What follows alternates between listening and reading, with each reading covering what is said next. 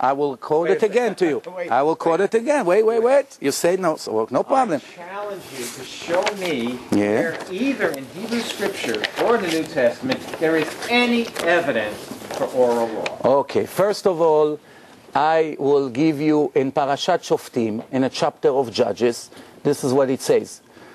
V'haya bayom ha'u, and in that day, for any generations, as you know, the Torah refers to every generation, not only to the generation that receive it. So it says like this, if you have a question and you came to the judge or to the rabbis in your place and you ask them what to do, everything they're going to teach you based on my Torah, you must listen to them. Do not move do not move even a bit, left or right. You must listen to everything they tell you. And right after that, skip a verse or two, and you'll see the end of these sentences. And if a person does not listen to the judges in the courts of every generation, he should be cleaned from the face of the earth, and he did not listen to the rabbis that are in charge of the Torah.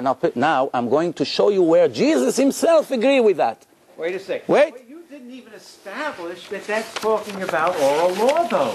It has nothing to do with oral law. Okay, tell me please, what's the meaning of the sentence, these are the Torahs and the laws and the sentences and the board of stone that I put in the hand of Moses in Mount Sinai. Torahs, plural. How? Torahs. In Hebrew it means teaching. No, wait. Teachings. God gave Moshe many different teachings. Okay, now when Torah in Hebrew, if you be a little bit more precise, in order for me to tell people, Torah means instruction. Okay, now please, I understand what I'm trying to explain. If a person wants to refer to one Torah, which is the written Torah, he uses the word Torah. If he wants to use for plural, he will use the word Torot, and this is what the Bible says. Those ele atorot. Instructions. No, you don't. Teachings or instructions? No, not true. Not correct. That there is an Not correct. Not correct. Because you have to remember, unlike in English you say instruction, instructions. But in Hebrew you don't use the same verses. This is what you say. Torah include thousands of instructions in the word Torah. But Torahs mean two different kinds of instructions. Now I want to ask you a question. It's an intelligent, it's common sense question. You believe in the Old Testament like me, so we have an understanding on that issue, what I'm going to ask you. Comes God in front of the mountain, and you should also, I hope you agree with me, that from 80,000 religions and cults, the only religion that was given in front of millions of witnesses were the Jewish Torah. Not Christianity, not Islam, not Buddhism, and none of the 80,000 cults ever started in front of witnesses.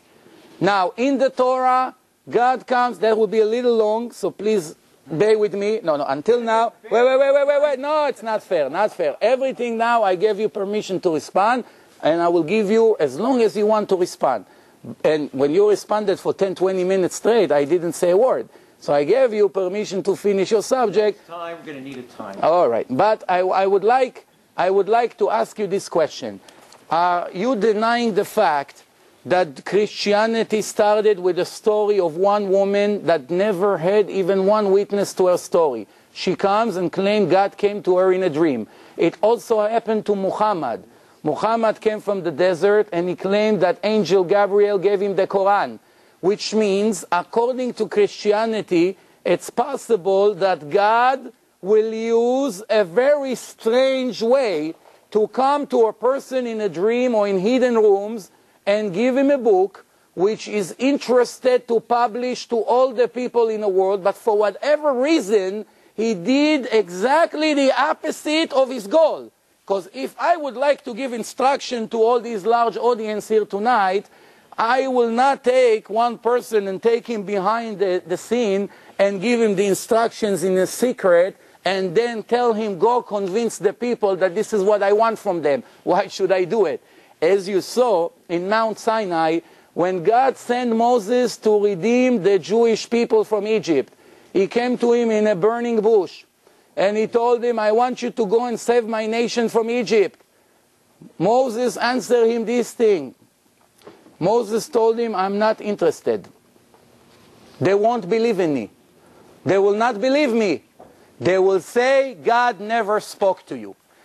If I would be God, thank God I'm not, but if I would be God, I would be very insulted. Why? If I have a righteous person that I want to make him my messenger, and I come to him and I speak to him finally for the first time in history, I reveal myself to a person, and I tell him, go and do ABC. And he begins to argue with me, no, they won't believe me. Right away, he has doubt in me. Why? Maybe I cannot do whatever I want, maybe I'm limited. You may expect God to come to Moses and say, don't be a chutzpan. What is this chutzpah? Just go and listen to what I told you. Abraham never asked question. Just do what I told you. No, that wasn't the response of God. Pay attention to the response of God. What did he say? You're right. I make a sign in front of everyone that they'll know that I sent you. When you gather the people around the mountain, I will speak to you in public that everybody will believe in you for eternity. Word by word, I'm quoting you the verse in the Torah. So what God told us is real opinion. My opinion is to serve my purpose. My purpose is that my children will follow my ways. As many places in the Torah it says, I wish that the Jews will be faithful and follow my laws.